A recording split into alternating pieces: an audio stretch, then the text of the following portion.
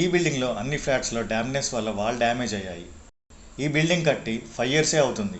అప్పుడే చూడండి ఎలా మొత్తం డ్యామేజ్ అయిందో. కస్టమర్ తన బిల్డర్కి కాల్ చేస్తే బిల్డర్ అవాయిడ్ చేస్తున్నాడని లోకల్ వెండర్ని పిలిపించాడు. ఈ వెండర్ బాత్రూంలో గ్రౌటింగ్ చేస్తే సరిపోతుంది అని బాత్రూమ్స్లో గ్రౌటింగ్ చేసి వెళ్ళిపోయాడు. అయినా ప్రాబ్లం సాల్వ్ అవ్వలేదు అని కస్టమర్ ఇన్స్టాగ్రామ్లో మన సియాన్ గురించి తెలుసుకొని కాల్ చేశాడు.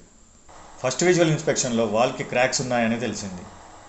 నెక్స్ట్ మాయిశ్చర్ మీటర్తో ఎంత మాయిశ్చర్ ఉంది అని చెక్ చేశాం. డ్యామ్నెస్ చాలా ఎక్కువ ఉంది అని అర్థమైంది. క్లియర్ ఇన్స్పెక్షన్ తర్వాత కస్టమర్కి ఎక్స్ప్లెయిన్ చేశాము. ప్లంబింగ్ పైప్స్లో లీక్స్ వల్ల వాల్స్లో లీకేజ్ అవుతుంది, ఇంకా వాల్స్లో ఎక్స్టర్నల్ క్రాక్స్ వల్ల కూడా డ్యామ్నెస్ వస్తుంది. కస్టమర్కి ప్రాబ్లమ్ అండ్ సొల్యూషన్ రెండు క్లియర్గా ఎక్స్ప్లెయిన్ చేశాము. కస్టమర్ మన సొల్యూషన్కి ఇచ్చిన రివ్యూ విందామా? ఇన్స్పెక్షన్ చేసి ఆ ప్రాబ్లం అనేది చెప్పారు మాకు. నెక్స్ట్ అది సాల్వ్ చేసుకుంటే ఇది క్లియర్ అయిపోతుంది. అంటే మాకు ఇన్ని రోజులు ఒక 2 ఇయర్స్ నుండి కూడా ప్రాబ్లమ్స్ ఉండే.